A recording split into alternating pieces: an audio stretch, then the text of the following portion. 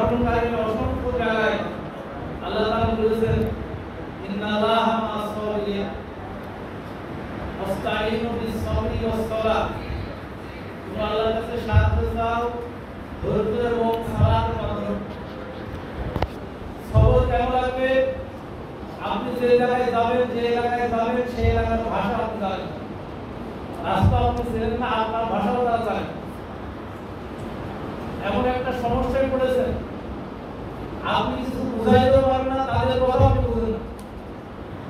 সবর দরকার আছে না? এখানে সকল অবস্থায় সবরের সাধনীয়। দ্বিতীয়ত হিসাবে শুকরিয়া। আপনারা যারা হজ করে এসেছেন, উমরা করে এসেছেন, সৌদি আরবের সবচেয়ে বড় সমস্যা যেটা হয়,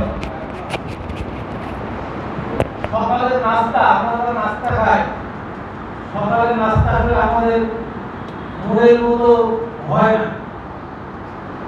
আপনার আমার সাথে একমত হবেন কিনা জানি না, কারণ আমরা বাংলাদেশি মানুষ মিষ্টি আর লবণ খেয়ে অভ্যস্ত, কিন্তু সৌদি আরবে লবণ খায় না। আর এট এ টাইম মক্কাতে প্রায় 50 থেকে 60 লক্ষ মানুষ অবস্থান করে, বিশেষ করে হজের 7-8 দিন। এই 7-8 লক্ষ মানুষের 3 বেলা খাবারের অ্যারেঞ্জমেন্ট করা, এটা খুব সহজ মনে করেন। এজন্য তারা মেশিন দিয়ে রুটি বানায়। এখানে শুধু বাঙালি নাই, পাকিস্তানি আছে, ওয়ার্ল্ডের বিভিন্ন রাষ্ট্রের মানুষ আছে। এজন্য এখানে লবণ ছাড়া তারা রুটি তৈরি করে। এখন আপনি সকালবেলা যখন রুটি খেতে গেলেন, মনে করলেন যে এমন এক রুটি দিলে রুটিটা খাওয়াই দেয়, আর এছাড়া তার বিকল্প নেই। এখন পরোটা কি সকলের জন্য প্রতিদিন ব্যবস্থা করা সম্ভব? সম্ভব না। এই জন্য রাতে যেটা পাবেন, যেটা খাদ্য হিসেবে এসেছে আমার সামনে, শুকরিয়া আদায় করতে হবে। তাহলে আপনি সুন্দরভাবে সুষ্ঠুভাবে এই হজটা সম্পূর্ণ করে আসতে পারবেন। 3 নম্বর যে জিনিসটা লাগবে সেটা হচ্ছে তাওয়াক্কুল, ভরসা। কার উপরে ভরসা?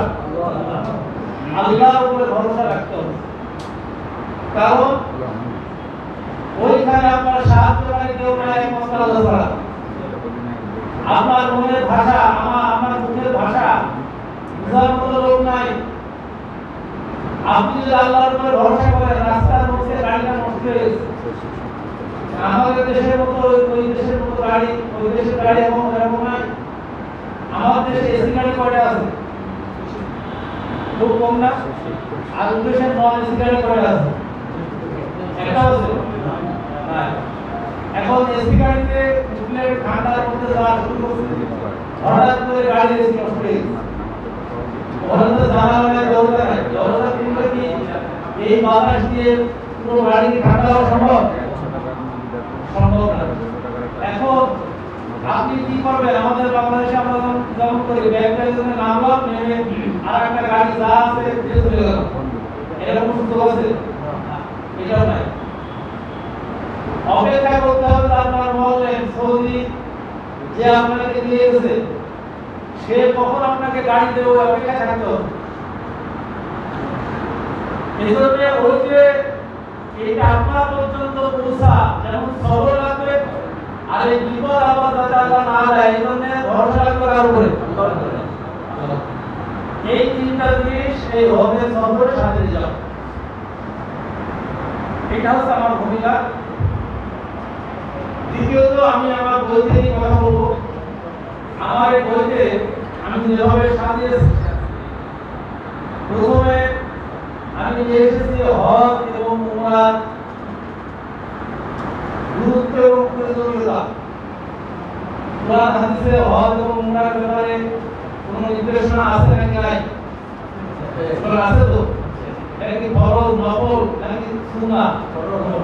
হজ হচ্ছে ফরজ। আল্লাহ রাব্বুল আলামিন কোরআন কারীমের মধ্যে বলেছেন, ওয়ালিল্লাহি আলা নাসি হিজ্জুল বাইত মান ইসতাতা ইলাইহি সাবিলা। যার ওই ঘরে পৌঁছানোর সামর্থ্য আছে যে সামর্থ্য রাখে আল্লাহ কোরআন বলছে সে যেন এই ঘরের হজ করে।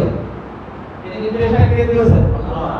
এটাকে বলেন না, যাদের সামর্থ্য আছে আল্লাহ দেখেন মানিস তাবা ইলাইহি সাবিলা, যাদের সামর্থ্য আছে এবং রাস্তা নিরাপদ আছে তারা যেন এই ঘরে হজ করে। এটা কোরআনের নির্দেশ, আল্লাহর নির্দেশ।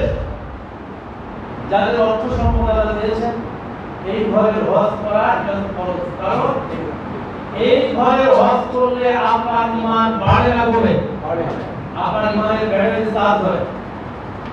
আমরা মোবাইল ফোনটা ব্যবহার করি, বর্তমান সময় আমাদের সকলের মোবাইল ফোন আছে না? এই মোবাইল ফোনের ব্যাটারি যখন চার্জ শেষ হয়ে যায় তখন কি করা লাগে? চার্জ দেওয়া লাগে না? মানুষের ঈমানের ব্যাটারিতে চার্জ দেওয়া লাগে। ঈমানের ব্যাটারির অন্যতম চার্জার হচ্ছে হজ।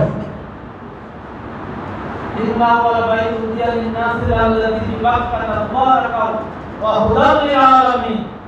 আল্লাহ কোরআন বলছে এটা হচ্ছে পৃথিবীর সর্বপ্রথম মানুষের নির্মিত ঘর, মানুষের জন্য নির্মিত ঘর। এর মধ্যে কি আছে? ইন্না ওয়ালা বাইতুল্লাহি লিন-নাসি আল্লাযী বিবাক্কা, এটা হচ্ছে মক্কা নগরীতে। আজকে কোরআন কারিমে মক্কা নগরীর একদম প্রাচীন নামটা আল্লাহ তাআলা ব্যবহার করেছে। এই ঘরের এই এলাকার নাম ছিল বাক্কা। কি ছিল? পরবর্তীরা মক্কা হয়, কিন্তু কোরআন দেখে ওই ইতিহাসটা ধরে যেটা মক্কা নগরীতে অবস্থিত। হুদাও ইন্না ওয়ালা বাইতুল্লাহি লিন-নাসি আল্লাযী বিবাক্কাতা মুবারাকা ওয়া হুদাল লিল আলামিন। এটা হচ্ছে বরকতপূর্ণ ঘর। প্রতিদিন ৭০,০০০ ফেরেশতা এই ঘরে অবতরণ করেন বাইতুল মামুর থেকে। ফেরেশতারা সব আল্লাহর রহমত নিয়ে আসেন, এই ঘরে নাযিল হয় এবং এখান থেকে সারা পৃথিবীতে ছড়িয়ে যায়। আর হাজিরা এখানে যাবে কেন? কিসের জন্য হাজিরা এখানে পৌঁছাবে? যাতে করে হাজিরা এখান থেকে ঈমানের ব্যাটারি চার্জ করে হেদায়েত প্রাপ্ত হয়ে সারা পৃথিবীতে ছড়িয়ে পড়ে আল্লাহর এই ঘরে যে হেদায়েত পাওয়ার জন্য আমি গিয়েছিলাম, এই হেদায়েত সারা পৃথিবীতে এই হাজি সাহেবরা পৌঁছে দিতে বলে। সুবহানাল্লাহ। এজন্য হজ এবং উমরার সর্বপ্রথম এনেছি পবিত্র প্রয়োজনীয়তা, দুই নম্বর এনেছি ফজিলত। এরপর আমরা যারা হজ করতে যাই, উমরা করতে যাই, এই ঘরের ইতিহাস, হজ কোথা থেকে আসলো, কিভাবে আসলো, এই বিষয়টা কতজন হাজি আমরা বাংলাদেশ থেকে যারা যায় কতজন জানবো। এই ঘরটা কিভাবে নির্মাণ হলো পৃথিবীতে, এবং এই হজের ইতিহাস কিভাবে শুরু হলো, কে হজে ডাক দিলেন, এই ইতিহাস আমরা সবাই জানি। তাহলে যারা আমরা হজে যাব আমাদের ইতিহাসটা জানতে হবে। তাহলে আপনি হজ করে উমরা করে আপনি শান্তি পাবেন, মানসিক তৃপ্তি পাবেন। আর এটা না জেনে হজ করতে যাবেন, মনে করবেন তো ওই আপনি শরীরে গিয়েছিলাম যেমন ওই মক্কায় এরকম একটা জায়গা ঘুরে আসলাম, এইটা আপনার মনে হবে। ইতিহাস যখন আপনি জানবেন তখন আপনার আবেগ তৈরি হবে, তবে আপনি প্রকৃত অর্থে হজ এবং উমরার যে ফজিলত, যে বারাকা, এই করুণা, এটা আমি লাভ করতে পারবো। যদি আমরা কাবার ইতিহাস নিয়ে আসি, হযরতে ইব্রাহিম আলাইহিস সালামকে বাদ দিয়ে কাবার ইতিহাস কি বলা সম্ভব? হজের ইতিহাস বলা সম্ভব? এই পরিবারকে বাদ দিয়ে হজ এবং উমরার ইতিহাস, কাবার ইতিহাস, এইটা কখনো সম্ভব